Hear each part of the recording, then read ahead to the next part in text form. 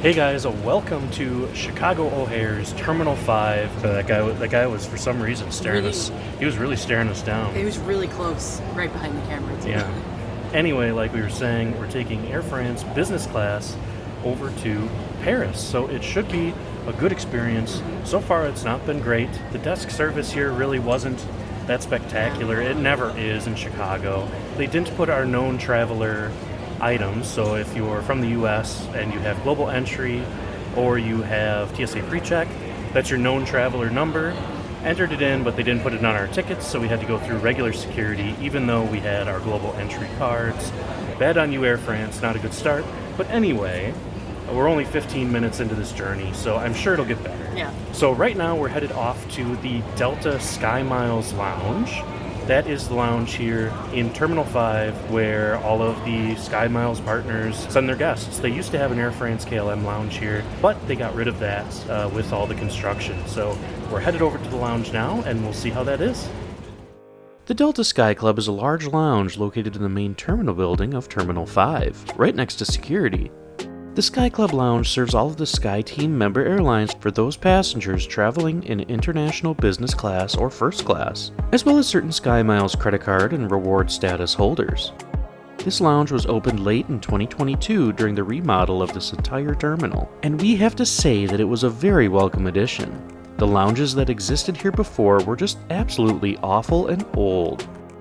The lounge is a very comfortable 22,000 square feet, with plenty of food on offer, 2 full-service bars, several seating areas, including lounge chairs, desk seating, high-top tables, and regular dining tables, tons of outlets and wireless charging areas, showers, sweeping views of the apron, the ability to board certain flights directly from the lounge, and even a small cart serving Chicago-style hot dogs, without ketchup, of course.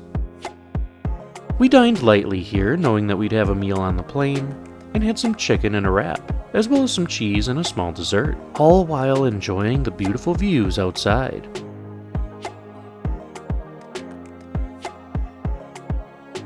Before boarding, I decided to get another cup of coffee while enjoying some more views in the dying light.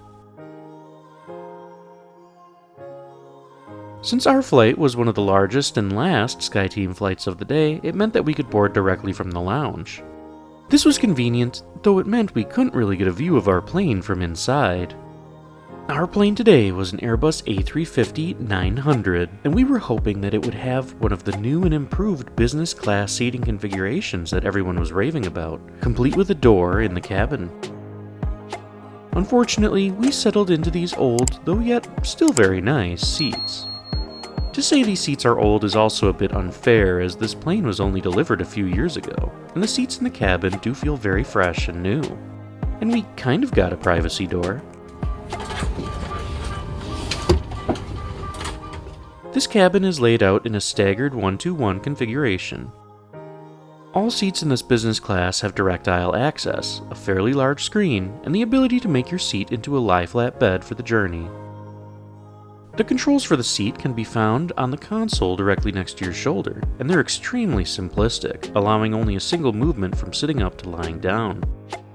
We do appreciate those seats that have lumbar adjustments and independent back and footrest movement capabilities, as they usually ensure a more comfortable journey, but this seat would do just fine for our 8-hour jaunt across the Atlantic. There was a decent amount of legroom, as well as a footrest in the footwell. And there was plenty of power in this seat, with a universal plug and USB below the storage space in the console, as well as a USB plug underneath the IFE screen. There was also plenty of storage, with each passenger effectively getting their own overhead compartment, as well as a small storage area in the console. While we were exploring these seats, the flight attendants came around with a glass of wine or water before pushback, which we thoroughly enjoyed. They also provided the menu for this evening's dinner service, as well as giving us a glimpse of what we could expect for breakfast in the morning.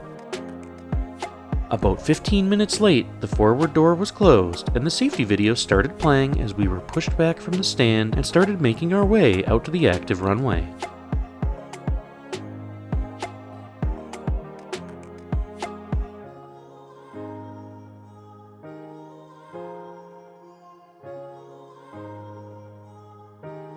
Our flight today consisted of 2 legs. The first was a scheduled 8-hour flight from gate to gate, flying a distance of 4,152 miles between Chicago's O'Hare Airport and Charles de Gaulle in Paris. Our second leg would then take us the remaining distance home from Charles de Gaulle to Franz Josef Strauss International Airport in Munich, an hour-and-a-half journey at a distance of 425 miles.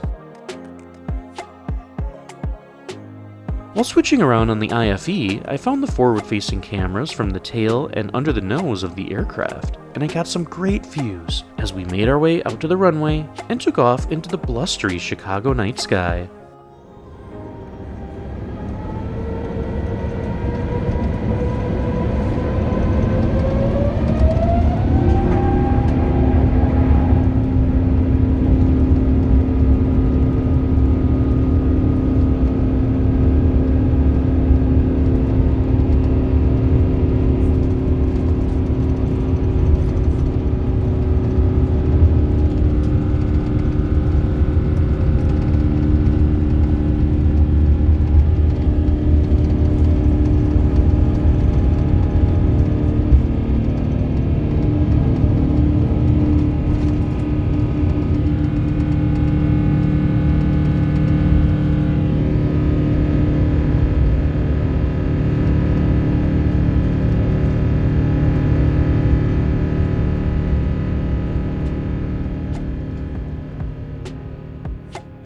Right when we reached 10,000 feet, the flight attendants came around with another drink service and a little snack before dinner, consisting of these little cheese crackers.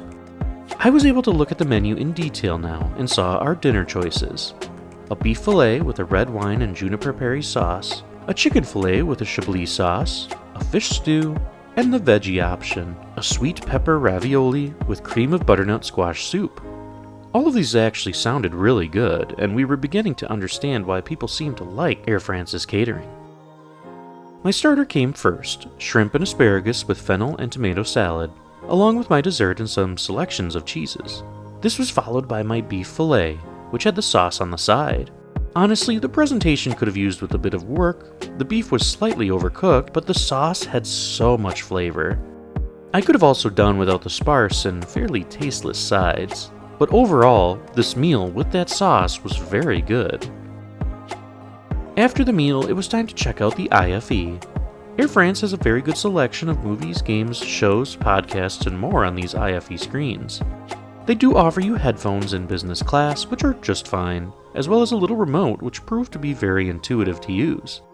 Of course, there's also a moving map that allows you to track the journey, as well as the outside cameras, which did not offer that much as we passed over the dark Canadian wilderness and the North Atlantic. I dozed for a bit before the lights were turned back on into the morning setting and the flight attendants came around with breakfast. I decided not to go with breakfast today as the dinner from last night was leaving me a bit off, so I just sat back and took in our descent into a very dreary and rainy morning in Paris.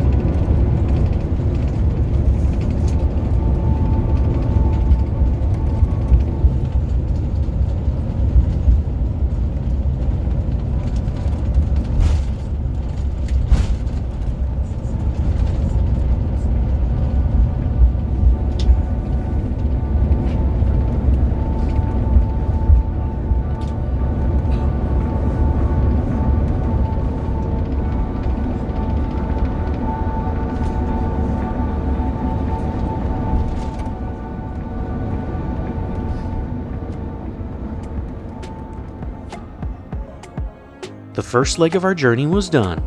Overall, this was a very comfortable flight. The food was decent, the seats were great, and the crew, though not overly friendly, were efficient and responsive. Now we had to get ready with what proved to be one of the most time-consuming, frustrating, and confusing transfer processes as we officially entered Europe and made our way from Paris to Munich. It took ages to taxi to our gate at Charles de Gaulle, but when we finally did, we were ushered to the transfer area.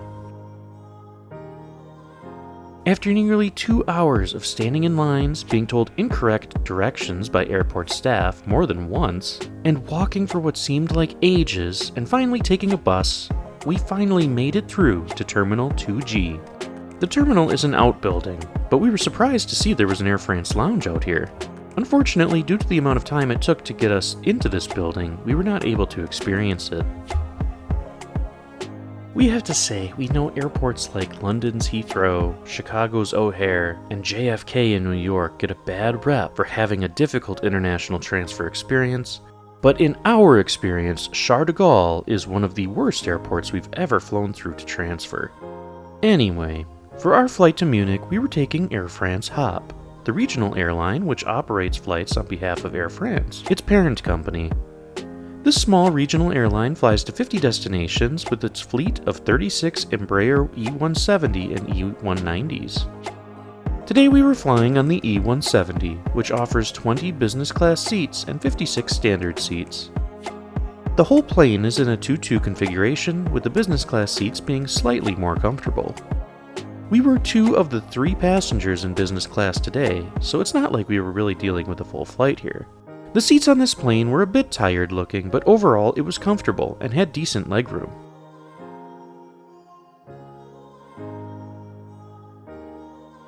We made our way out to the runway once again and took to the rainy Parisian skies on our way south to Munich.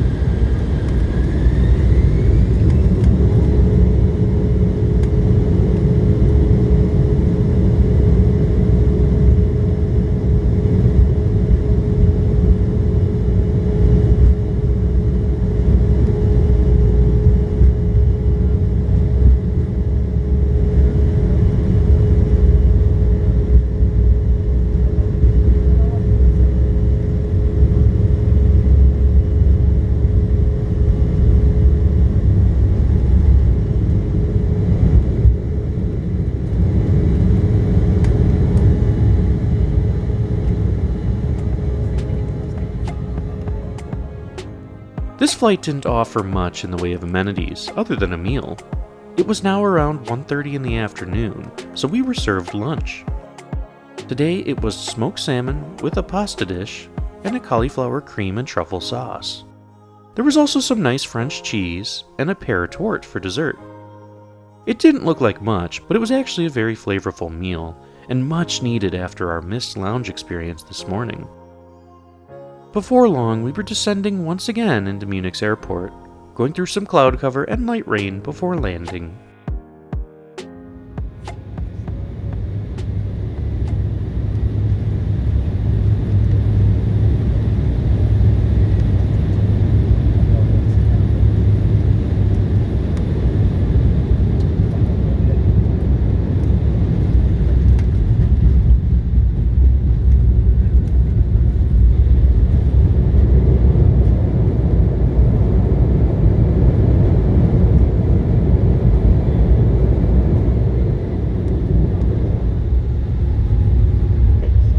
Ladies and gentlemen, welcome to Munich Airport. It's 2:25 minutes PM call time.